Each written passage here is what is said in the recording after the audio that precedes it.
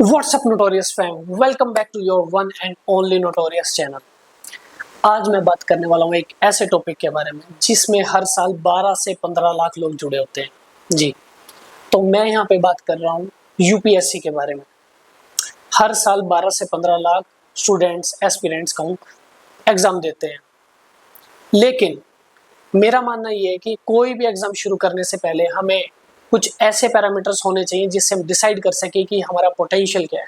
क्या हमें इस प्रिपरेशन को अभी शुरू कर देना चाहिए, या क्या हमारे वीक पॉइंट्स हैं, क्या हमारे स्ट्रॉन्ग पॉइंट्स हैं। तो मैं इसी बारे में 5 पैरामीटर्स को लेकर के आया हूँ। तो हम शुरू करते हैं बिना टाइम वेस्ट किए। First parameter, understanding your potential.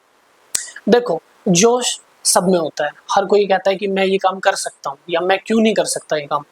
Of course जायज़ है, जोश एक अलग कॉन्टेक्स्ट आ गया, बट मैं यहाँ पे बात कर रहा हूँ प्रैक्टिकल अप्रोच के बारे में।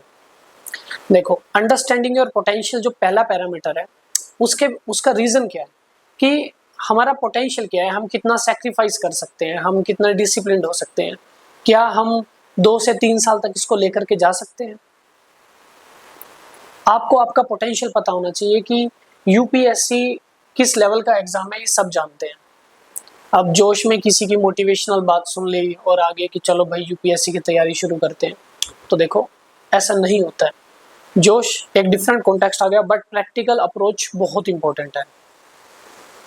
तो इस चीज को जानिए कि आपका पोटेंशियल कितना है, अपना पोटेंशियल को एसेस करिए, अपनी कैलिबर को, कैपेबिलिटी को, अपनी एबिलिटीज को जानिए, और फिर उसके अकॉर्डिंग देखिए कि यूपीएससी में जो चीज रिक्वायर्ड है, क्या आप उसको जनरेट कर सकते हो, या क्या आपके अंदर वो पहले से ही है।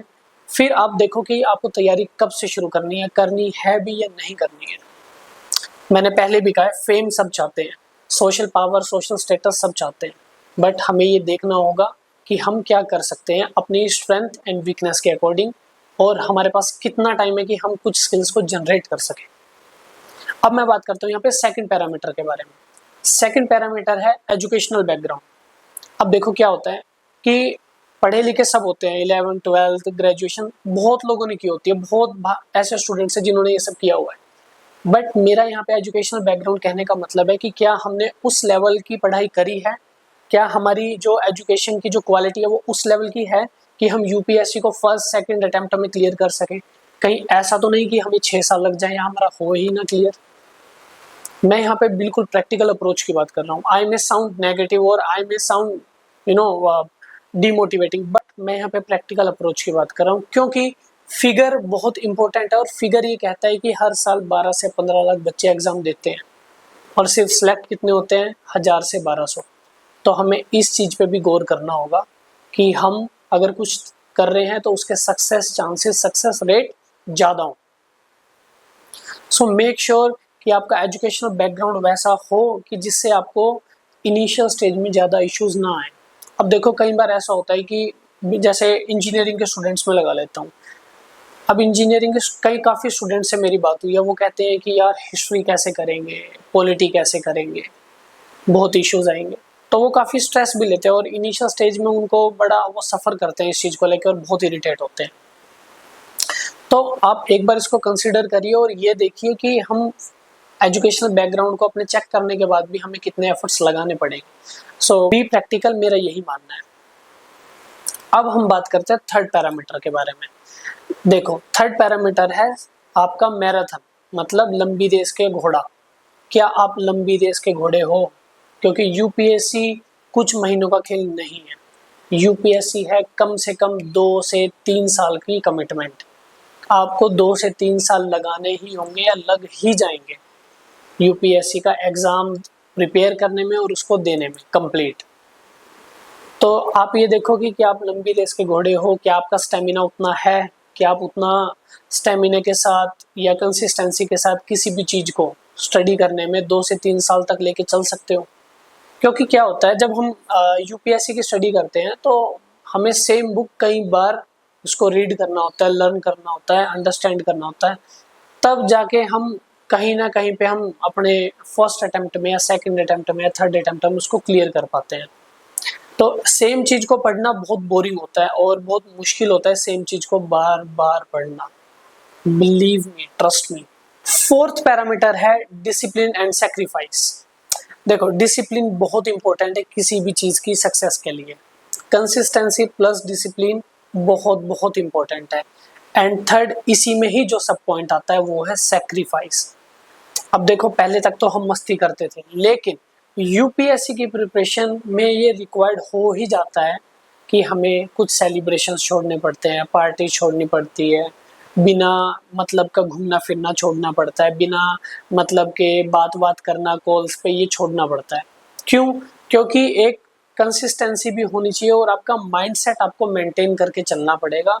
अगर आप अपने 5-6 घंटे की स्टडी के बाद भी अगर इधर उधर आप घूम रहे हो, बहुत सारी बातें कर रहे हो, तो जो एक माइंडसेट होता है जो हमें मेंटेन रखना पड़ता है वो मेंटेन नहीं हो पाता है, उसमें कुछ चेंजेस आने लग जाते हैं। तो क्या होता है, हमें इसमें most of the time boredom को प्रैक्टिस करना होता है।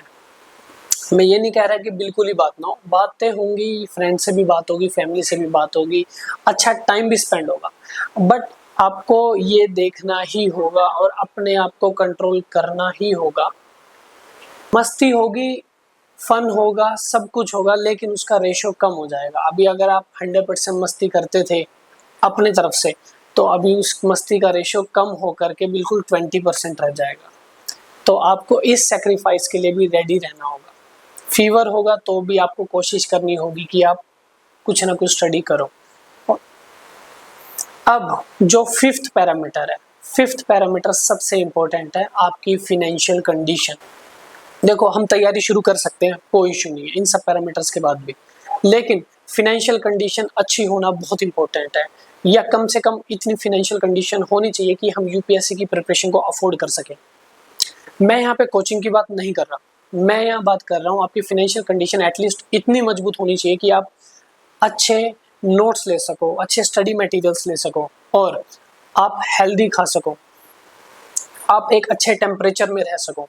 हर चीज़ का देखो एक सिस्टम होता है। क्या होता है कि हम अगर किसी बड़े युद्ध की तैयारी कर रहे हैं तो हमें उस हिसाब की, उस लेवल की मेहनत भी करनी होगी, और वो मेहनत तभी आएगी जब हम एक स्टेबल डाइट ले रहे हैं, ठीक है, एक स्टेबल टेम्परेचर में है। ये बहुत मैटर करता है। अब ऐसा ना हो ना कि आप गर्मी में पढ़ रहे हो और पढ़ा जा नहीं रहा है, राइट, और जबरदस्ती कोशिश कर रहे हो, तो वो दिमाग जो है वो चलेगा ही नहीं उस लेवल पे। तो टेम्परेचर भी बहुत इंपॉर्टेंट है एक बॉडी को स्टेबल रखने के लिए, एक माइंड को स्टेबल रखने के लिए। फिनेंशियल कंडीशन, और मैं किस कॉन्टेक्स्ट में बात कर रहा हूँ, मैं बात कर रहा हूँ जब हम टेस्ट सीरीज लेते हैं, आपकी prelims test series, mains test series, ये सबसे इंपॉर्टेंट है। और आज के टाइम में अगर मैं बात करूँ तो ये एक बेसिक चीज बन गई है कि आपको टेस्ट सीरीज लोगे तो कुछ लेवल पे हमारा क्या होता है, सोल्विंग मतलब एमसीक्यू एप्टीट्यूड हमारा बढ़ जाता है, इंक्रीज हो जाता है। हम जब रियल एग्जाम में बैठते हैं तब हम उसको ज़्यादा अच्छे तरीके से सोल्व कर पाते हैं। और मैं आपको ये सब बात क्यों बता रहा हूँ, क्योंकि मैं खुद एक यूपीएससी एस्पिरेंट हूँ, and this is going to be my third attempt for 2025। मैंने जब शुरू किया था और अलोंग द जर्नी मैंने इन सब चीज़ों को समझा, और मैंने इन सब चीज़ों पे ध्यान दिया कि किन पैरामीटर्स को फर्दर जो यूपीएससी एस्पिरेंट्स हैं उन्हें एक बार अपने आप को एक मैच कर लेना चाहिए कि हमारा अभी लेवल क्या है प्रिपरेशन से पहले, या फिर मैं कहूँ शुरू करने से पहले। तो मैंने आपको ये सब इसलिए बताया क्योंकि मेरा इसमें एक्सपीरियंस बहुत अच्छा है, एंड मैं 2025 के लिए बहुत अच्छी तैयारी कर रहा हूँ, मेरी खुद की कंसिस्टेंसी जारी है, इसीलिए मैंने आपको ये सब बताया। मैं एक बात कहना चाहता हूँ कि अगर आपको ये वीडियो हेल्पफुल लगी हो और इंटरेस्टिंग लगी हो तो प्लीज़ लाइक करना, इसको सब्सक्राइब करना चैनल को, एंड इस वीडियो को शेयर जरूर करना। सो thank you so much guys, और मुझे कमेंट बॉक्स में अगर आपकी कोई भी क्वेरी है तो मुझे ज़रूर बताना, मैं उसका जवाब आपको ज़रूर दूंगा। So thank you so much guys, stay healthy, stay glowing, bye bye.